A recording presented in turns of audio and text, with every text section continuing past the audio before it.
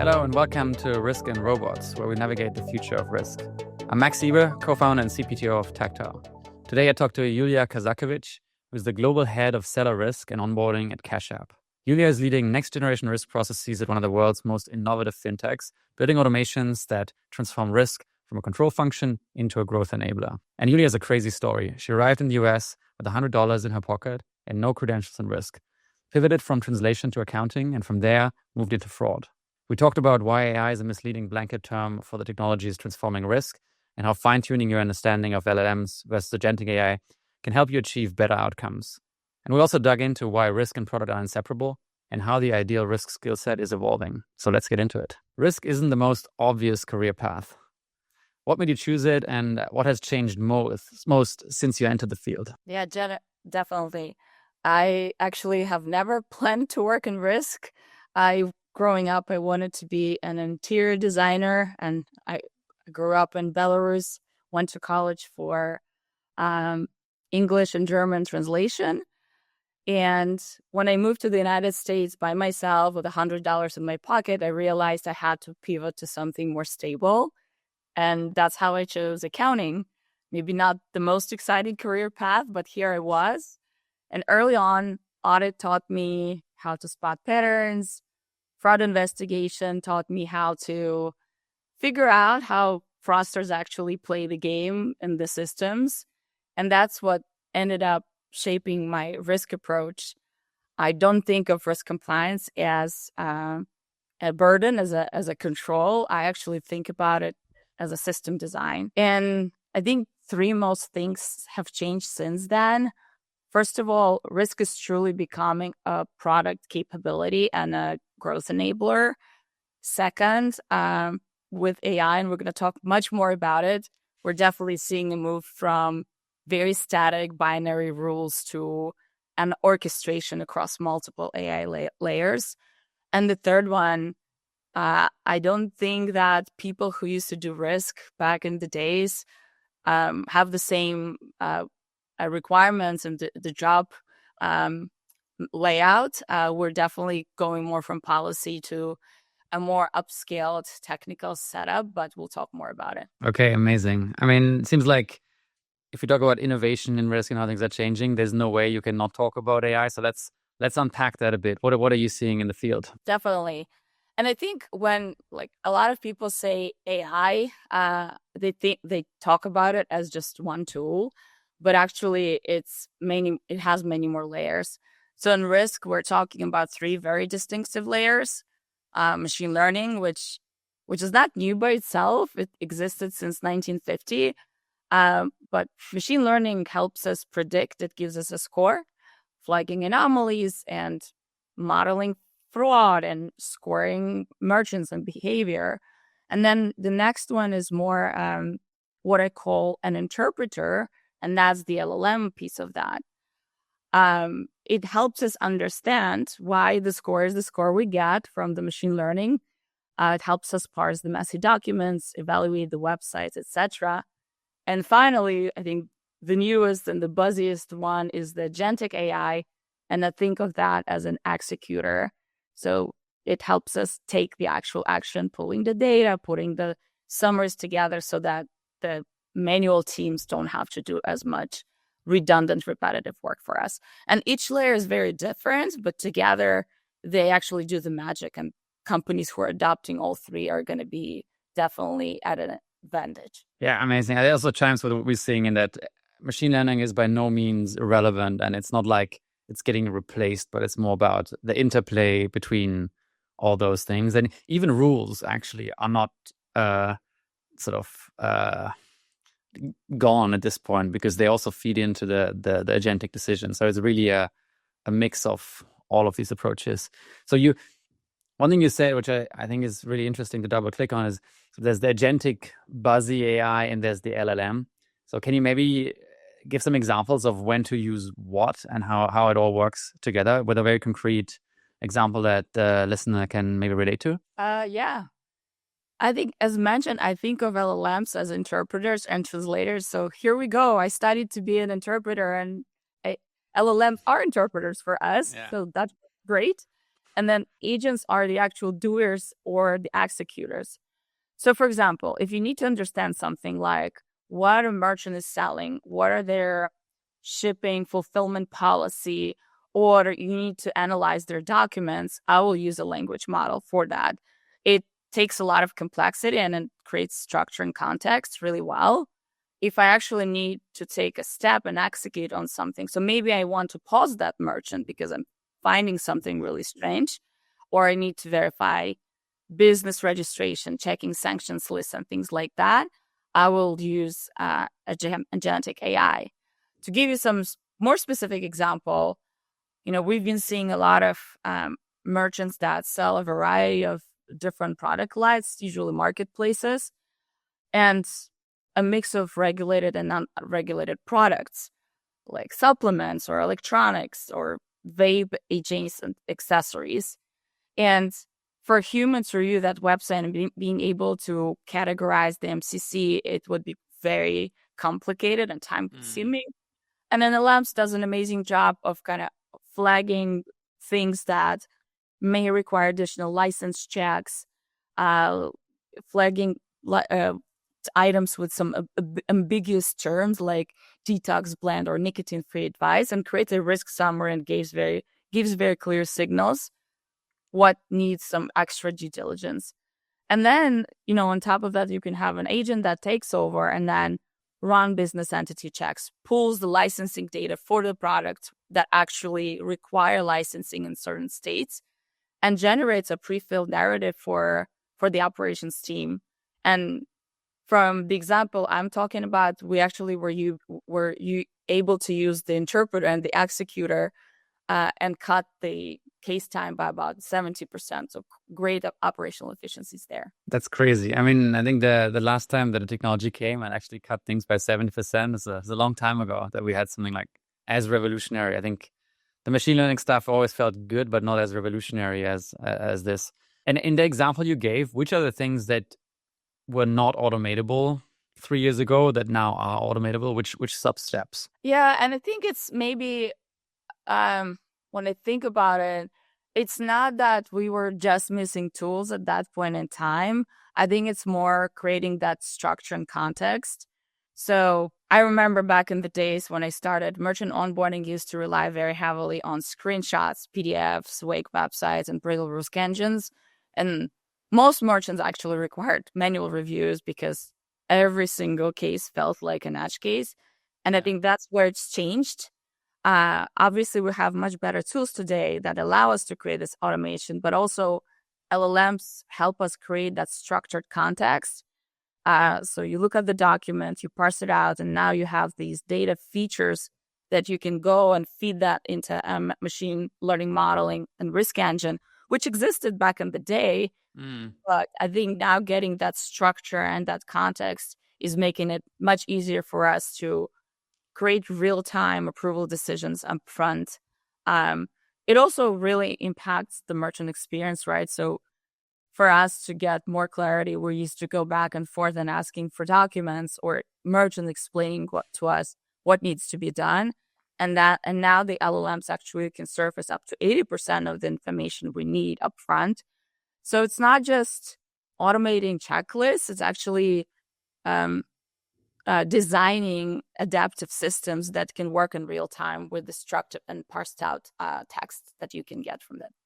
I really want to pick up on something you said just now, which I think is not obvious to people in this, well, not directly in this space, which is that it's not really or not only about replacing humans, right? There's a big piece around the actual experience of the customer and making that really nice. Yeah, maybe you can tell us a bit more about that before we go into the other KPIs that I think this thing moves. But I think this is one of these benefits that it's maybe obvious for people in the field, but not so obvious outside. Yeah, I think that, and I kind of touched on it, that what we have been seeing, we've been seeing a shift from compliance being a reactive and detective mechanism and as a blocker to the merchant experience. I have been talking to a lot of risk professionals where actually I'm hearing from them, you first understand the rules and the regulations in which you operate, and then you've built a product experience around that, which in my belief, it's not the right case. Now I'm talking to people, I'm hearing different things. It's, hey, what is actually the product trying to achieve and the company is trying to achieve as their competitive differentiator? And how do you build around that and figuring out how you can take a risk-based approach? Obviously you still need to be compliant, but it becomes a very much an important customer experience. And I think partnering very closely with product teams, this is a big shift we're seeing, where we can talk more about the KPIs and how to get there. But I think risk and compliance professionals are starting to become embedded earlier on in the product development experience, which is amazing because it becomes a true kind of co-pilot for creating that right experience for the merchants. Yeah, and very dumbed down. If I'm a merchant now, I mean, why should I go through your onboarding, or maybe the onboarding you will have in a year's time? You embed all the AI you can possibly can. What does it help me as a customer, right? Not on the back office side of efficiency, but really your customer experience. What are the customer experiences you can now offer or will be able to offer because you've embedded all this technology now that others will not adapt because they are too slow to do it. Like what is the thing you can be doing for the customer? Yeah, I think things I mentioned about this, right? Like everybody wants to get onboarded quickly, and you don't want to have this friction up front. So with LLMs, aside from not asking for a bunch of questions from your customer and then having customers just drop off, you can do a lot of stuff in the background. And even when you think about filling out that application flow for the merchant, you are now able to pre-fill a lot of the data, and you can validate a lot of the data that the merchant can just provide their name and the URL up front. And then you take that, you use LLMs to crawl the websites. You actually go beyond that. You go to social media websites, collect some additional information. So you pre-fill that and you can resurface it back to the merchant, where all they have to do is actually take a look at it. Does that look accurate? And then they just certify that that's correct to meet the compliance requirements. So that's speed, the ability to start being approved in real time and start to able to transact. This is completely valuable, and I think that's where we're going to start moving more and more towards too. Yeah, amazing. I went through an onboarding journey when we opened an account in Romania recently. We're one of the big challenger banks in Europe, and it was just atrocious. I needed 7 attempts at telling us which documents to submit. And I thought, well, guys, I mean, there's ways of checking these documents, right? Can you please add some AI to this, because it's not good use of your time nor of ours. So I think that'll change fast. 100%. And it's also going to be, I think, interesting once that becomes the expectation, right? The risk team will become really important, right? Because once the customer expectation is this, then you really have to nail that capability, because you will not sign up a lot of customers because the patience will just wear very thin. Yeah. And one add-on to that, I think that's my dream state, having a portable merchant identity where merchants have to go through this application flows with so many different banks and different platforms that, and generally speaking, we're running the same checks, right? The KYC checks, the merchant website. And so in my dream state, and we can save that for another podcast, but in my dream state, this identity is portable. Once you get onboarded with one bank in Romania, maybe there's a way to get and reuse that identity across other European countries. I guess to some extent, people already do this in the consumer side with open banking, where you've gone through KYC and been onboarded at a bank, and then you can at least verify some of that via the open banking side. And on merchant side, less so. So in this world where the frictionless onboarding for the merchant becomes the new norm, obviously there's a huge UX, UI, and product component. So how do you work with product leaders today, and what do you think that will look like in the future? Yeah, I am fortunate enough that I think our leadership understands the importance of risk compliance being embedded, and we share ownership with product because there's understanding that risk and product cannot operate in silos for the reasons we talked about. And so starting with measuring success in the same dashboard and being responsible for similar KPIs like conversion, approval speed, fraud rates, user friction, all of that. I don't just look at my losses. I also care about the merchant experience. How many merchants were actually offboard or replace some friction, the onboarding times, the conversion times, things like that. And I have an example of a project that I've been working recently where we're partnering with product to defer certain checks to, lower funnel stage. For example, deferring ID checks for lower risk merchants or bank verification until the merchant actually has a first transaction. And I think it's important, again, you don't need to do that for 100% of merchants, but for low risk merchants, you can do that. And then let's say allow up to 70% of your merchants to flow through automatically and get approved. But on the other side, you can still think about adding friction for the high risk profiles. And so what we've seen from this specific project, actually by leveraging this approach, we were able to lift 1% in conversion with no uptick in any fraud loss. So, great example. I hope that companies across the universe are going to start realizing that risk people are not just blockers. They actually can provide a lot of useful insights. Yeah. Amazing example. Another place where I think something similar is playing out is with the operational side. So this is differently structured depending on the company you look at. But if you look at a big bank, they will probably have ops quite far away from risk, actually. And they'll have an army of people there managed, maybe even under the COO. But now with more agentic systems where we think computers can do more and more of that work, again, that work needs to live closer to the product side and maybe even to the risk side. So would love to hear you thinking about that side as well. So now we're more in efficiency land. But yeah, how do you think that'll play out? Yeah. And actually I had very interesting conversation at Money 2020 also with BPO vendors, because I think when you think of traditional operational work was built in queues. You get an alert, you escalate into a case, you follow a checklist, you escalate if needed. AI doesn't work in queues and fraudsters don't work in queues. It's real time.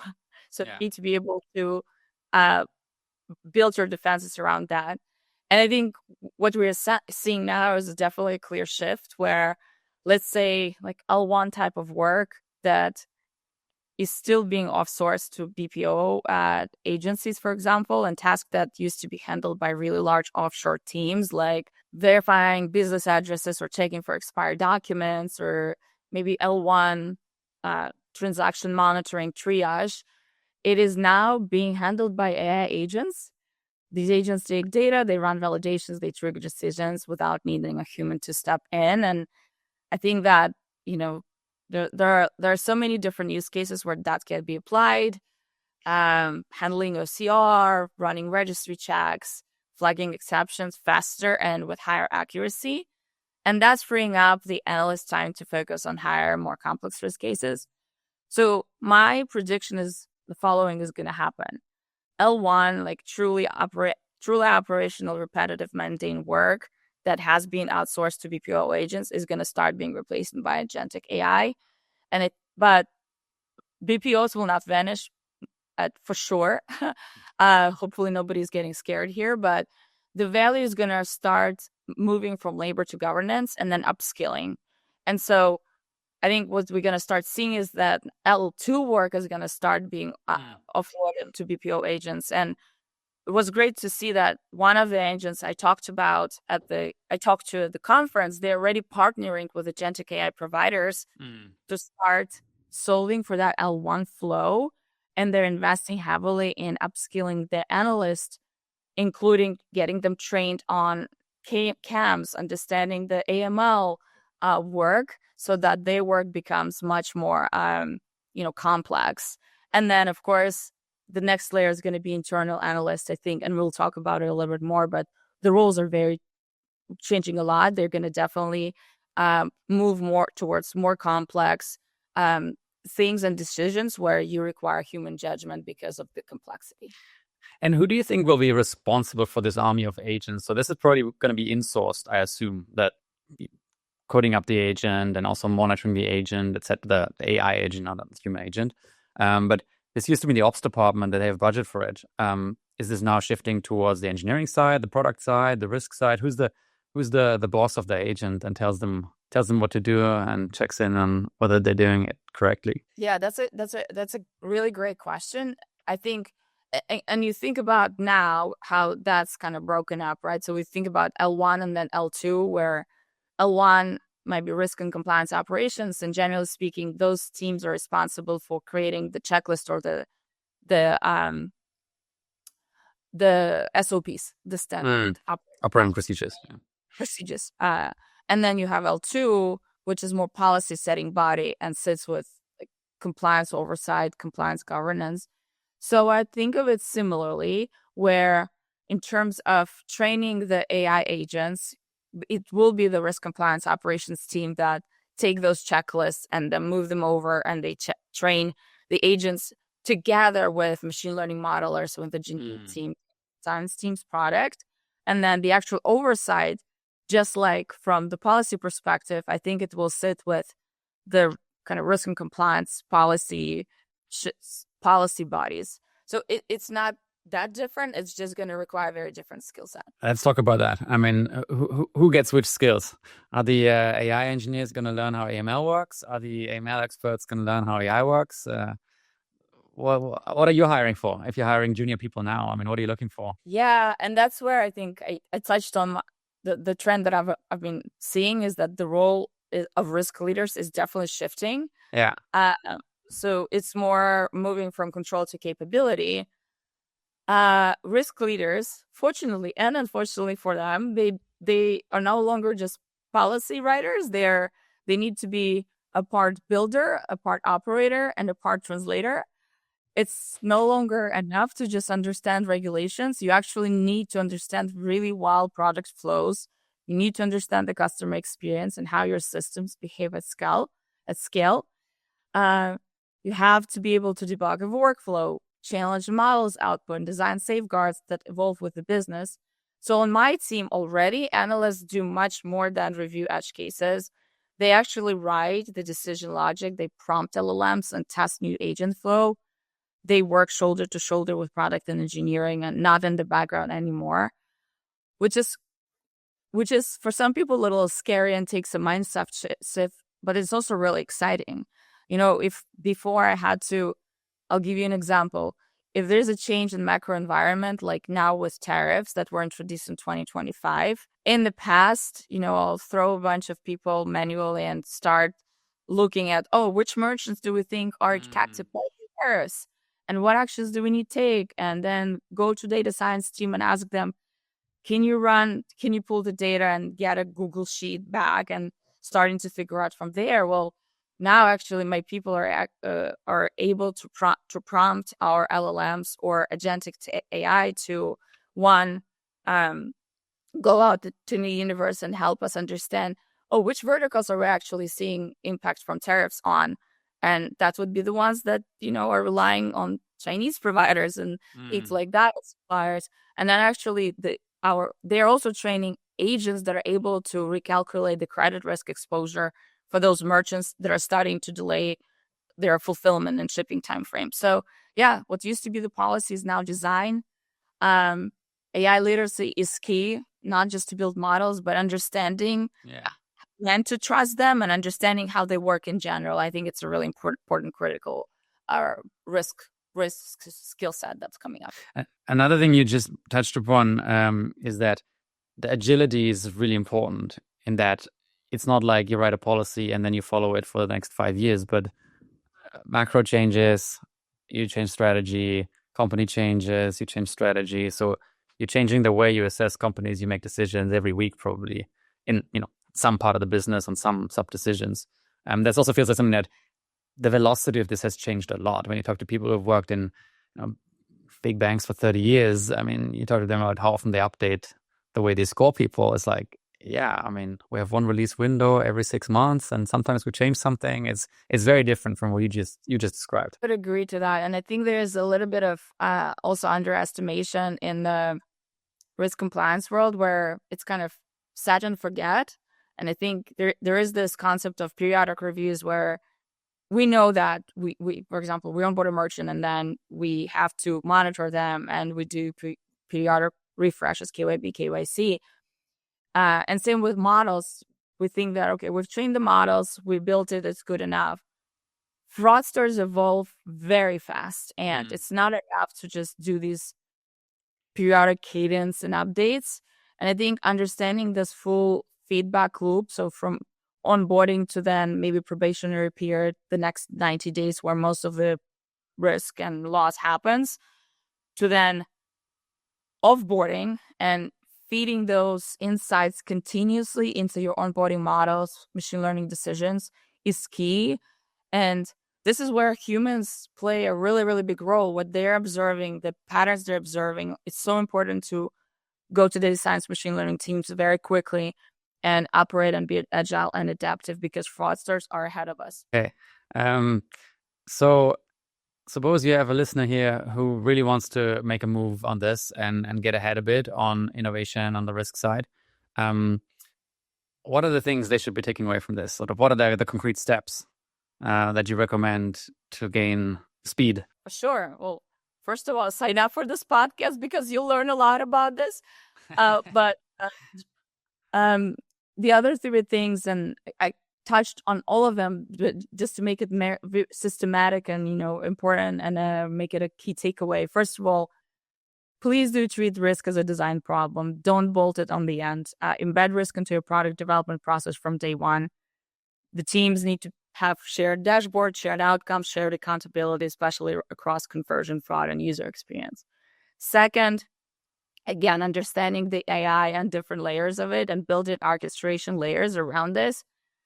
You don't need to automate everything. You can start with one repeatable flow. Let's say business verification. Use an LLM to summarize a merchant site or document, and then have an agent validate ownership and field risk review. Ship it, test it, and then scale it across multiple workflows. I think you don't need to automate everything. Just start where you feel most of the pain, where it's impacting your customer experience. And third, of course, as we talked about, up-level your team. Risk analysts today need to do much more than write rules.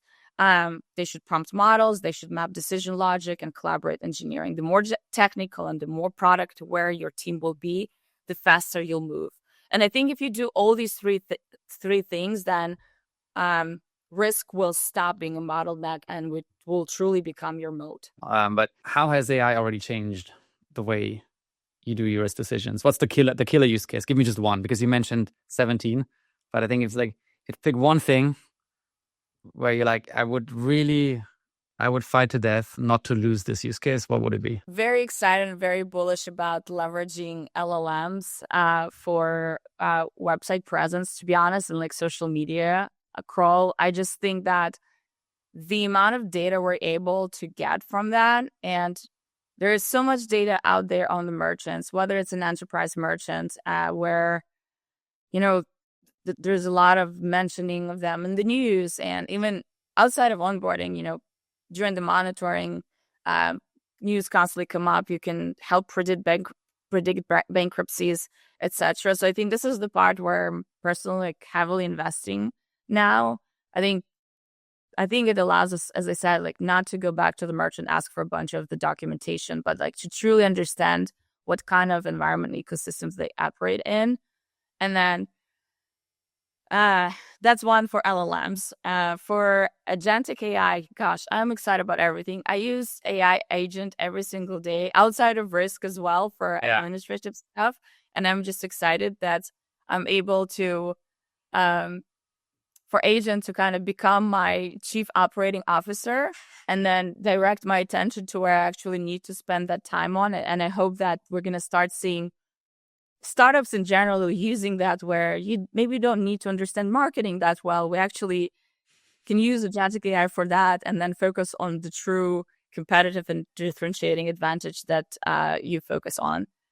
But we can spend another podcast talking about how I use agentic AI for my everyday. I would actually love that, but